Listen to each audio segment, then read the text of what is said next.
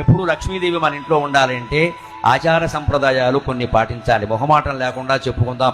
పొద్దున్న 6 గంటల్లోగా దంపతుల స్నానం అయిపోవాలి. అటువంటి ఇంట్లోనే లక్ష్మీదేవి ఉంటుంది. 7ంటికి 9ంటికి లేస్తే ఉన్న సంపదలు కూడా గోక్కుపోతాయి, అనుమానం లేదు.